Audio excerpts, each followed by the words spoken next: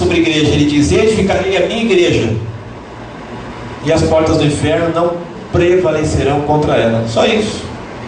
Mas quem desenvolve toda a essência e teologia da igreja é Paulo.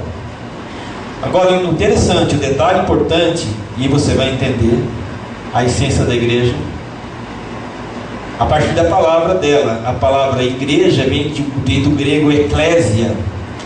E eclésia é uma palavra grega que quer dizer os que são chamados para sair. Os que são chamados para sair. A ideia da igreja, querido, é a ideia de Paulo. O que Paulo mais fez na vida dele? Viajou. Ele fez 3 viagens pelo mundo inteiro, mas não a turismo, não com parcelas da CVC, né? No cartão de crédito. Ele fez 3 grandes viagens pelo mundo. Para fazer o quê? Para falar dessa mensagem de Jesus. Ele saiu. A ideia da igreja é um grupo de gente que sai para fora, embora a redundância esteja, mas é aí. Ela é um grupo de gente que sai para proclamar o Evangelho de Jesus todos os dias da semana. E um dia da semana ou mais se reúne para celebrar esses resultados do que fez, para compartilhar o que aconteceu, como Deus foi generoso. Eu falei do Evangelho para uma pessoa, Deus tocou aquele coração. A reunião da igreja pública é para isso. De forma que a igreja não existe para ela, a igreja existe inclusive fora. Tendo isso na mente, queridos, eu queria dizer que o conceito que a gente tem de igreja, que Paulo tem de igreja, que a igreja não existe para ela. Nada que tem aqui é para você. Nada. Nada do que se faz aqui é para você. Para quem quer? Para quem não conhece o Evangelho. É para quem não conhece o Evangelho, para quem não sabe ainda de Jesus. É para esses. A nossa vida é para esses. Então, eu convido você a abrir a Escritura hoje em Atos 8, do verso 4 ao 8.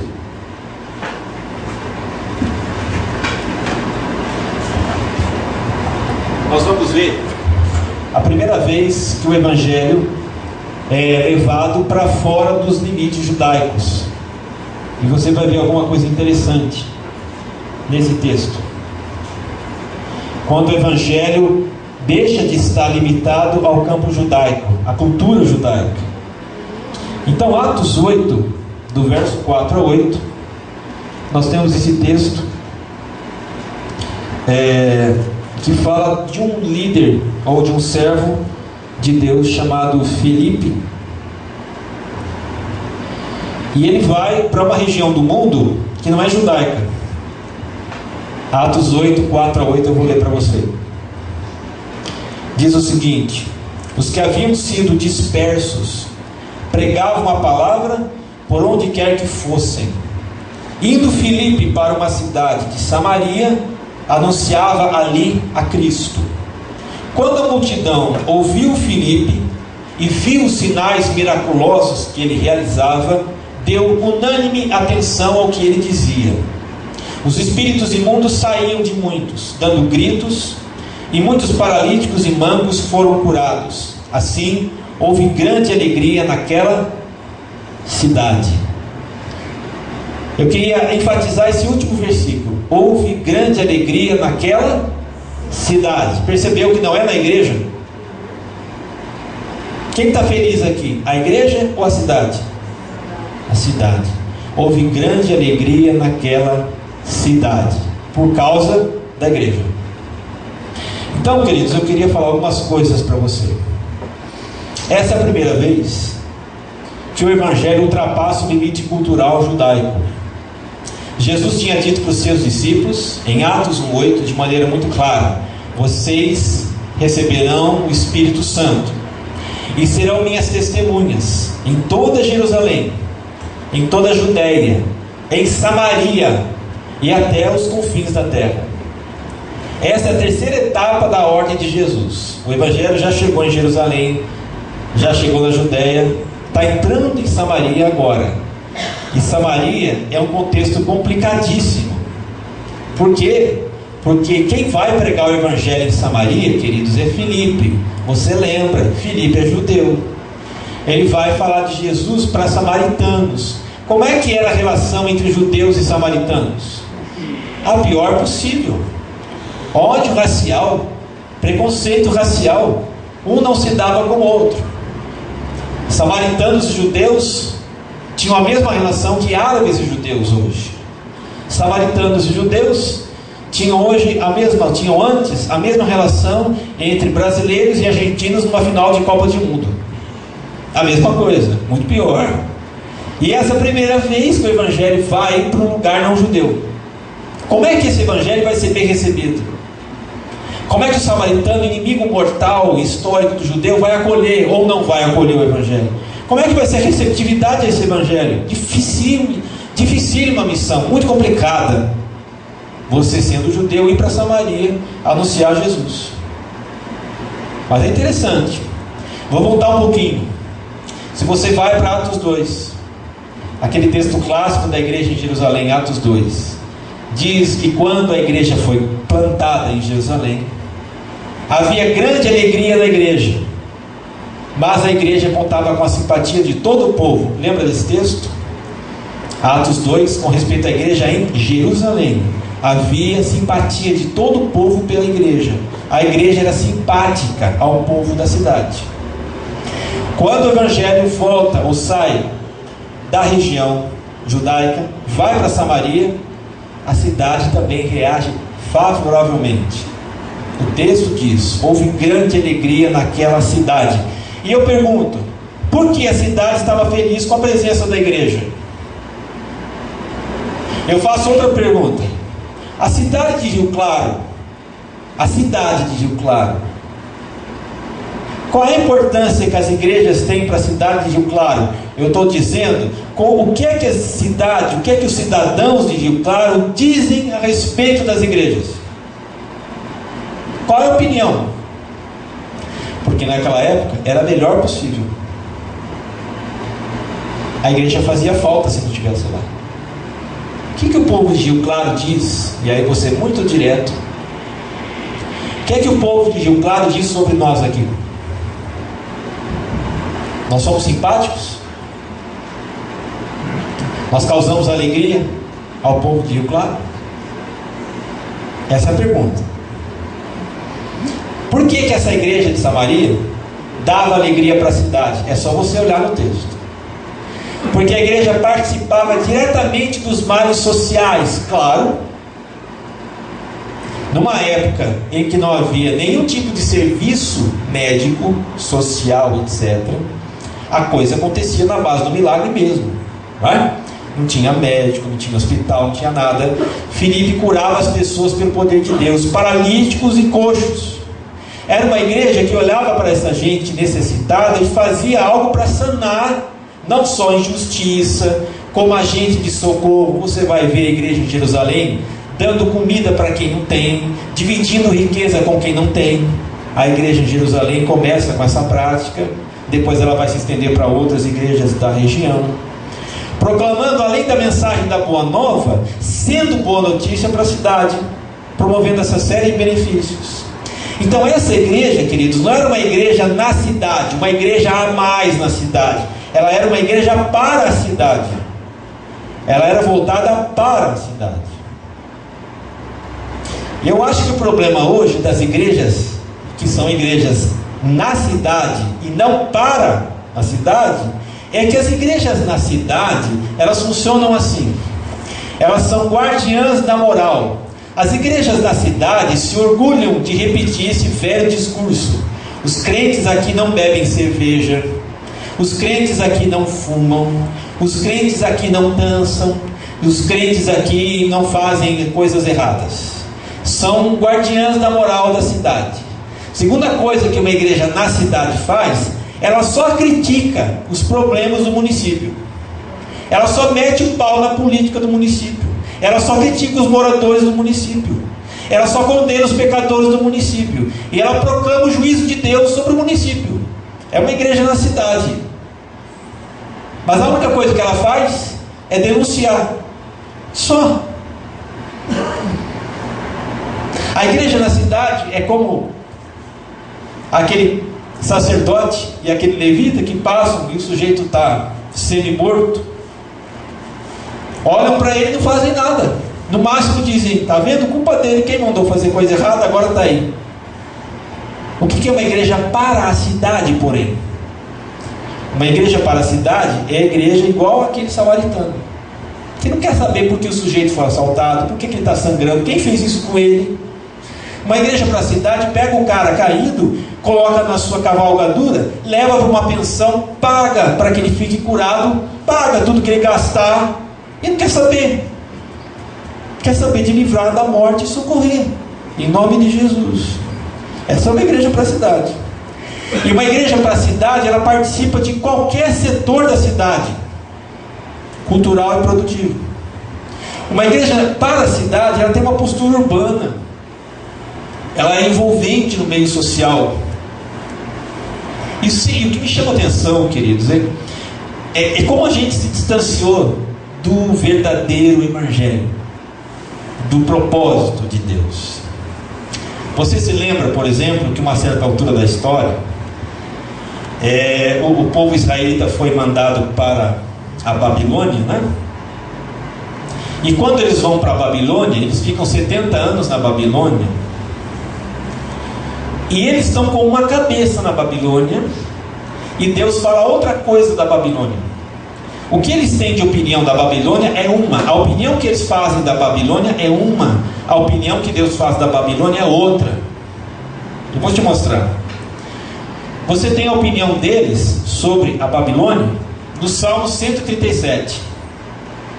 Lá você vai encontrar qual é a opinião deles, por que eles estão lá, nessa terra que não é deles, que cabeça eles têm.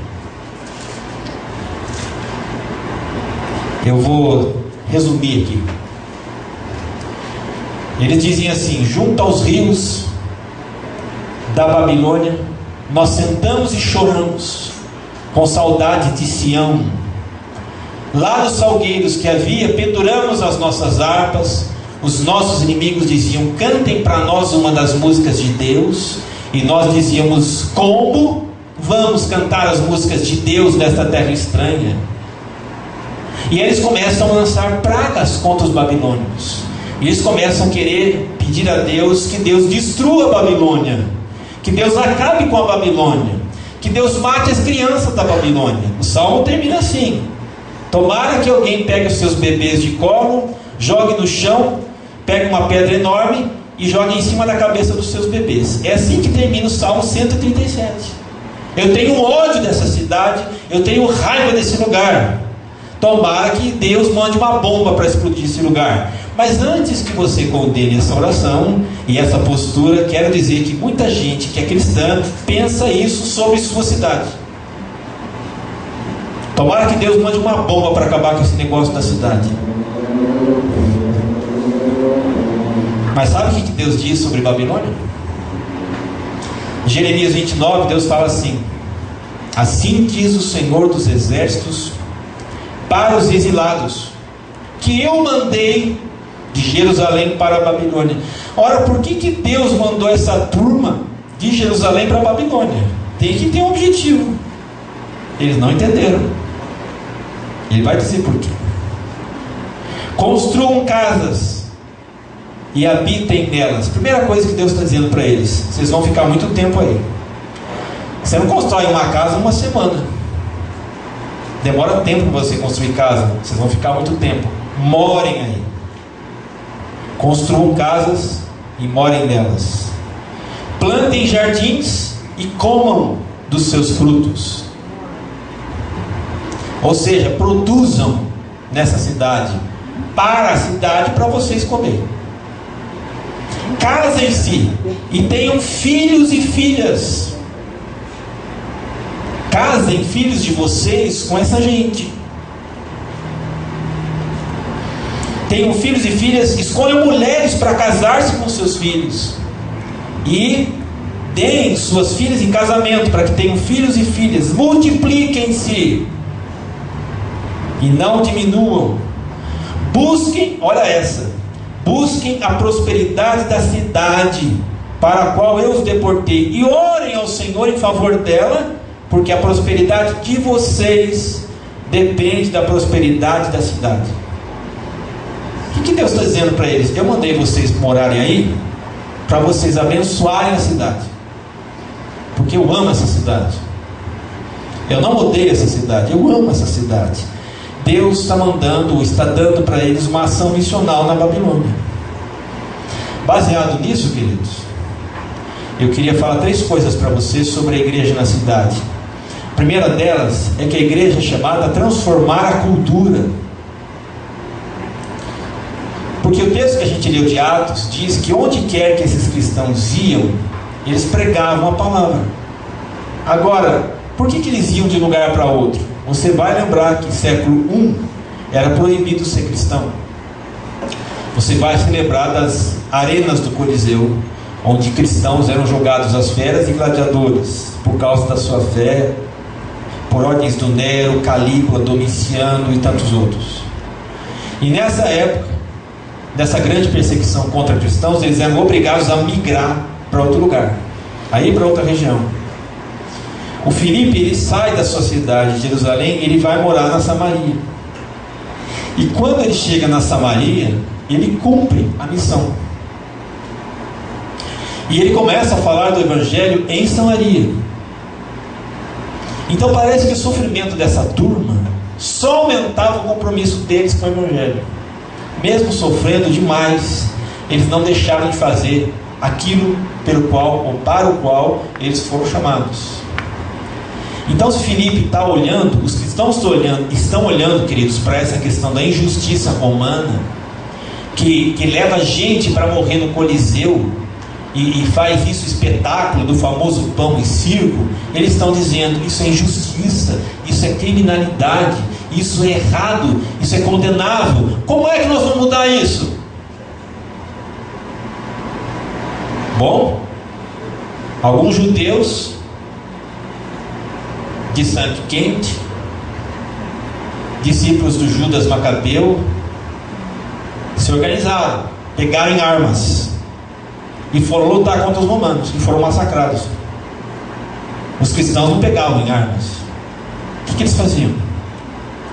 Eles iam por toda parte falando de Jesus, do amor de Jesus. Eles entendiam que a resposta para qualquer injustiça humana é transformar essa cultura de morte, cultura de injustiça. E quem pode mudar essa cultura? A cultura do Evangelho. Porque o Evangelho fala de igualdade, de justiça, de solidariedade, de amor, de perdão. É essa cultura que pode mudar essa cultura ruim. E a grande pergunta que eu faço é: será que a nossa cidade se lamentaria se a nossa igreja deixasse de existir?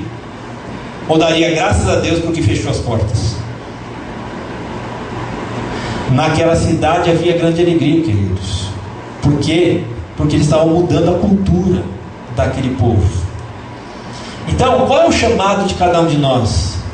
É através do Evangelho nós oferecemos com a nossa vida modelos coerentes de justiça, respeito ao diferente e provisão de acesso a quem é marginalizado. O nosso papel é dar acesso a quem está fora, respeitar quem é diferente e oferecer modelo coerente de amor para quem não tem lá fora. Então o Evangelho é a resposta de Deus para essa sociedade doente, porque é só no Evangelho que você vai encontrar isso. Por isso nós temos que levar esse Evangelho até onde eles estão, nos tornando disponíveis para essas pessoas. Não tem outro meio, não tem, a não ser o envolvimento intencional com a cultura da cidade. Porque a cultura da cidade, ela não tem só coisa boa, ela tem coisa ruim. O nosso desafio é pegar o que é bom. Paulo diz: aproveitem tudo, né? Como é que é? Examinem tudo e fiquem com aquilo que é bom. Tem coisa boa na cultura, tem coisa ruim na cultura, né? Na cultura brasileira tem aspectos lindos, mas a cultura brasileira tem aspectos horríveis. A gente joga o que não presta, absorve aquilo que é bom. E o que não presta? O que não presta, queridos, a gente faz intencionalmente uma inserção com o Evangelho nessas questões para transformar essa cultura. Os cristãos mudaram Roma, você sabe disso. Foram os cristãos que mudaram esse pensamento de domínio de Império Romano. O Império Romano acabou, e no lugar onde havia o Império Romano, onde o Império Romano estabelecia o seu domínio, nasceu a igreja. O que significa dizer que Deus nos leva para influenciar a cultura com a nossa vida, porque a cultura pode mudar. 2 anos atrás eu vi uma palestra de um norte-americano falando para a gente sobre o que ele fez num processo de plantação de uma nova igreja. E eu fiquei impressionado. Um norte-americano branco, ele vai morar numa região de negros, onde só tem negros. Ele quer alcançar aquela região com o evangelho. É uma região cheia de problemas sociais, tráfico de drogas e um monte de coisa. E ele se pergunta: o que eu vou fazer? Como é que eu, branco, vou chegar numa região dessa? O que eu vou falar para essa turma? Primeiro que não vão ouvir. Então ele disse que ele começou a fazer uma coisa estranha, diferente, para tentar alcançar o coração daquele povo. Ele pegava uma vassoura e ele varria a frente das casas dos moradores, porque não tinha saneamento lá, não tinha caminhão de lixo. Ele recolhia o lixo da turma e varria a rua. Na época da neve, ele tirava a neve da frente das casas das pessoas. O pessoal começou a olhar pela janela e se perguntar: o que esse branco está fazendo varrendo a rua da gente? 3 anos. 3 anos para alguém sair da casa e falar com ele: quem é você? De onde você veio? O que você está fazendo? 3 anos. Ao fim do 3º ano, ele começa a convidar os amigos que ele faz para jantar na casa dele. Jantar. Ele não convida as pessoas para dizer: escuta, vem aqui, eu vou falar da Bíblia. Não, vamos jantar. Eles jantam. E nesses jantares, eles começam a ter curiosidade: quem é você? Por que você faz essas coisas que ninguém faz? E ele começa a dizer: olha, eu estou aqui, acima de tudo, pelo amor de Deus. Eu quero demonstrar que Deus tem interesse nas suas vidas. E foi falando. Hoje há uma igreja naquela região muito boa, maravilhosa, plantada lá, com essa turma toda. É isso, queridos. A igreja, ela existe para transformar a cultura de morte, de violência. O evangelho muda a cultura. E nós somos esses agentes de Deus para fazer isso. Porque cada setor cultural da cidade precisa ter a presença do evangelho. Porque é a presença do evangelho que vai influenciar aquela cultura. Uma certa vez, eu acho que eu disse para vocês aqui, numa outra igreja que eu pastoreei, caiu na minha mão uma revistinha. Nós tínhamos o costume de estudar uma revista na escola dominical aos domingos de manhã, e a gente assinava uma revista de uma editora. E veio então uma revista. A revista eram 13 lições, 13 domingos, e o título da revista era Os Problemas da Cidade. E lá você via no índice que falava dos problemas da cidade: tráfico de drogas, prostituição, miséria, favelas. E eu sentei com a turma e disse: vocês realmente querem estudar 13 lições durante 13 domingos para repetir o óbvio? Para dizer que na nossa cidade tem tudo isso? E no final de tudo a gente vai dizer o quê? Que a gente sabe que tem, e daí? E desculpe fazer a menção aqui se você não gosta, se você gosta. Eu não tenho bandeira política, não tenho, queridos. Se você um dia me ver falando com algum político e tendo amizade com algum político, não é por interesse político, não tem mesmo. Você nunca vai me ver em cargo político. Mas eu amo o político, gente, a pessoa. E eu disse para a turma o seguinte: vamos fazer o seguinte, a gente vai estudar essa lição hoje, primeiro domingo. No final a gente vai fazer um grupinho de debate, 10 minutos. Propostas para ajudar a cidade nessa área aqui. A gente elaborava um documento. Na segunda-feira de manhã eu ia até o gabinete do prefeito, protocolava e deixava lá. Era o Devoeiro Júnior, naquela época pesada das luminárias. E todos os 13 domingos e todas as 13 segundas-feiras eu fui lá. E no final de tudo eu convidei ele para ir na igreja. Ele foi. No domingo de manhã estava indo lá. Eu dei a palavra para ele. Por quê? Porque a gente tinha esses 3 domingos oferecido alguma coisa para ele. Se quisesse contar com o apoio da igreja, estava lá. Ele falou com a igreja questionou, perguntou muita coisa para ele. Alguns no final vieram dizer para mim: que absurdo é esse, você trazer político para a igreja, muito mais um cara sujo que nem pau de galinheiro. Eu disse: gente, o papel da igreja é isso aí. No final ele disse o seguinte: eu quero agradecer porque vocês foram a única igreja da cidade, eu não sei quantas igrejas tem aqui, a única igreja na cidade que orou e disse que orou por mim. E depois a gente estabeleceu uma parceria com a prefeitura. Eu não ganhei um centavo nisso. Mas é isso que a igreja tem que fazer, queridos. Não é mais fácil meter o pau no prefeito? Claro que é. Mas qual é o chamado do Evangelho? É dizer o que eu tenho para oferecer. Então, o que aconteceria se a gente realmente vivesse como missionários para os nossos vizinhos, para aquelas pessoas que precisam? Será que a cultura ruim ao redor deles não ia mudar? Se todo mundo na vizinhança soubesse que na hora que eu precisar, eu posso contar com esse amigo aqui, que é cristão, eu posso ir até a casa dele que eu vou encontrar o que eu preciso. Porque pregar o Evangelho é muito mais do que repetir palavra da Bíblia. Na praça pública, o Daniel sabe, né, Daniel? Tem um sujeito na praça aqui na Rua 3 que o dia inteiro fica berrando Bíblia lá. Parece uma cabra no cio. Desculpa a comparação feia, mas fica berrando lá o dia inteiro. Aquilo é totalmente contraproducente, não leva a nada, gera zombaria, porque isso não é pregar o Evangelho, gente. Não é só falar da boa nova, é ser boa nova para as pessoas. Eu posso contar com você na hora que precisar. A segunda verdade é que a igreja é chamada para atuar na cidade.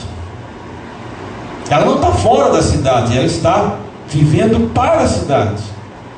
Olha o que o texto diz: que quando a multidão de Samaria ouviu e viu os sinais que Filipe fazia, deu atenção ao que ele falava.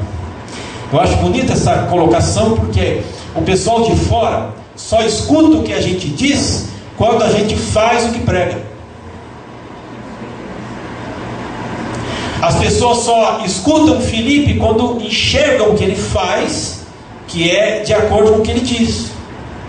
Você sabe, nós estamos falando de um ambiente não cristão, Samaria.